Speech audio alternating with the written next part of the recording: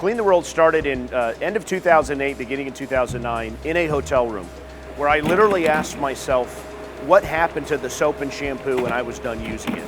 I took that question to our co-founder, my business partner, Paul Till, and that question seemed to stick with him as well. We called a bunch of hotels, 15 hotels in Houston and 15 hotels in Orlando, and realized that they all were throwing away all of their soap and bottled amenities when the guests were done with them.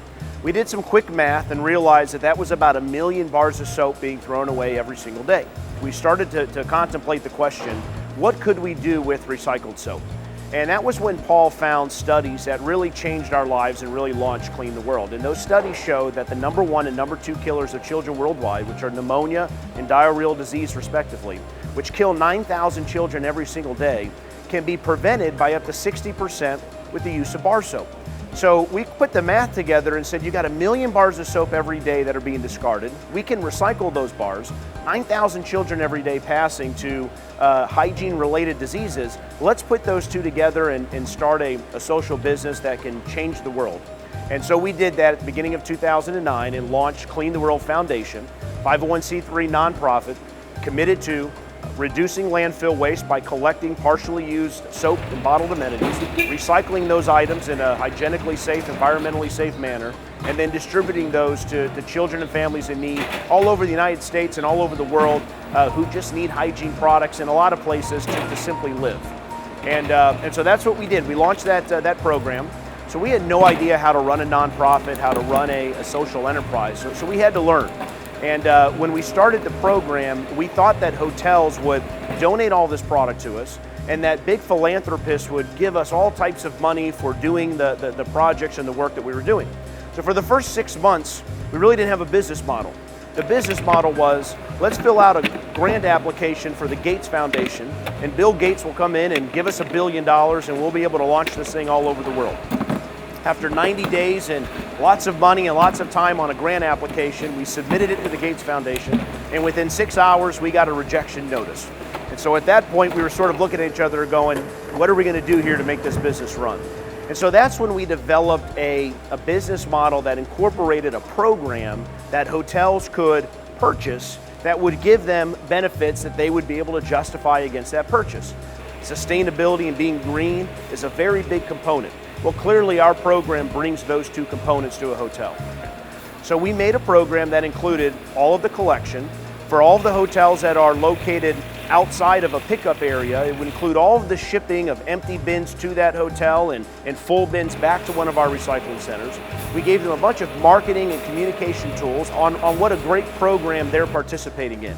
We made a Make Sense program fee, which in the continental US is 65 cents per room per month.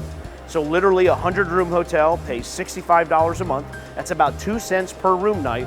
And we launched a financial model behind it. With a lot of great hotels coming on board early on, we were able to successfully launch that program. And as we sit today, we have 1,300 hotel partners. We're in all 50 US states, 10 Canadian provinces. We have corporate agreements with companies like Walt Disney World, Caesars Entertainment, Starwood Worldwide, Carlson Hotels, Marriott Vacation Club International, and we have been able to take that program and distribute 10 million bars of soap to children and families in 45 countries across the globe and divert 1.4 million pounds of waste from hitting North American landfills, fulfilling that sustainable and socially responsible program and tenet that we gave to hotels as part of this program. So we've distributed to 45 countries globally. Soap and hygiene products here in the United States are in abundance. Sometimes it's something that we may take for granted, but certainly in a place like Haiti where you can't get a hold of it, it is an amazing sight to see mothers and children receiving soap bars and really just begging for it. I went to a tent city once, had 90,000 people living in it, and the mobs of people that we had trying to get access and trying to get that soap, we literally needed security to continue to keep people at bay so that we could hand out in an organized manner. We're doing a distribution trip in Guatemala this upcoming week. We've also got representatives going to India this week as well to do distribution. We partner with organizations like World Vision, Children's International, Stop Hunger Now, where they take our soap and they put it in their hygiene kits and do distributions in these countries And the feedback we continue to get is, this is amazing, please continue bringing this soap to us. It's very key with respect to reducing child mortality and increasing health and hygiene in a lot of these underdeveloped areas. And one more thing, we've done a ton of distribution here in the United States. So we have a lot more folks that are visiting homeless shelters and food kitchens and places where they need help because of the economy.